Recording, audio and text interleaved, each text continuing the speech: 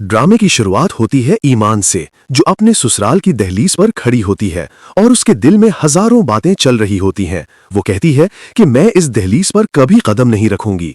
और आप महसूस कर सकते हैं कि इस लड़की ने दिल पर कितने जख्म उठाए हैं। दूसरी तरफ शहनार अपनी बेटी और नवासे के साथ आई होती है। बेटी बताती है कि बच्चा रात भर उसे सोने नहीं देता और सुबह सो जाता है। दादा फौरन गुस्सा करने लगते हैं कि बच्चे का बाप कहाँ है, जिम्मेदारी लेने में कोई दिलचस्पी तो दिखाता नहीं। वो बेटी समझाती है कि बात हुई तो थी, मगर शौहर ने अपनी ही मनमानी की। फिर बात आती है उनके बिजनेस की। बेटी बताती है कि उनकी आउटलेट बहुत अच्छा चल रही है, नई सेल्स और नए कस्टमर्स आ रहे हैं और बाप को अपनी बेटी पर फख्र होता है। इस दौरान एक नया ट्विस्ट आता है। घर में एक नया चेहरा दाखिल होता है जो खुद को शाबीर की सास कहती है।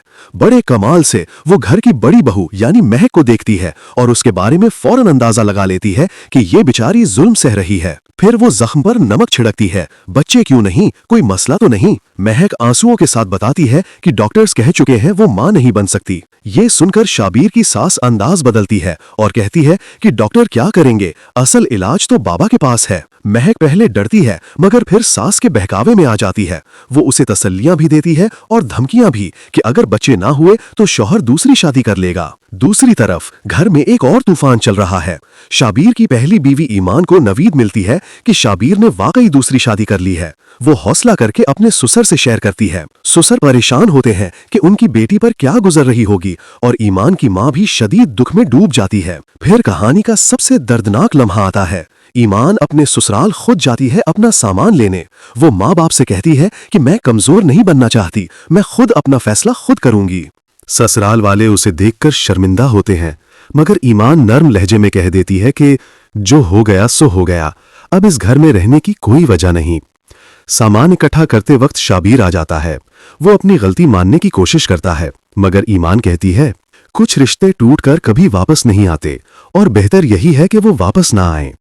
फिर वो अपने ससुराल से ना लड़ाई करती है ना इल्जाम लगाती है, बस इज्जत से रुखसत हो जाती है। ये सीन वाकई दिल को हिला देने वाला है। घर वापस आकर ईमान की माँ उसे गले लगा लेती है। माँ कहती है कि तुम में बहुत हिम्मत है। ईमान जवाब देती है मैंने हालात की आंखों में आंखें डालकर जीना सीख लिया है और मैं अब कमजोर नहीं पड़ूंगी। इधर नए घर में नई बहू महक अपनी सास के साथ बाबा के चक्करों में पड़ चुकी है। सास ने उसे पूरी तरह अपने कंट्रोल में कर लिया है, क्योंकि वो जानती है कि मुस्तकबिल में जायदाद के बंटवारे में उसे फायदा मिल सकता है। महक पैसे मांगती है, मगर उसका शौहर आर्यान गुस्से में आ जाता है। यहाँ साफ अंदाजा होता है कि रिश्तों में कहीं न कहीं शदीद दरारें पड़ रही हैं। ड्रामे का आखिरी हिस्सा फबीहा और आलमीर के सीन से जुड़ा होता है। फबीहा बहुत थकी हुई है, मगर अपने शौहर और बच्चे के लिए मजबूत बनने की कोशिश कर रही है।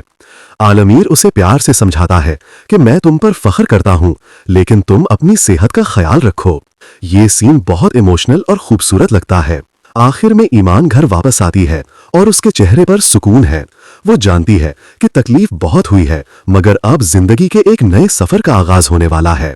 नेक्स्ट एपिसोड में क्या होने वाला है जानने के लिए नानो नाइट ड्रामा को लाइक करके चैनल को सब्सक्राइब कर दें।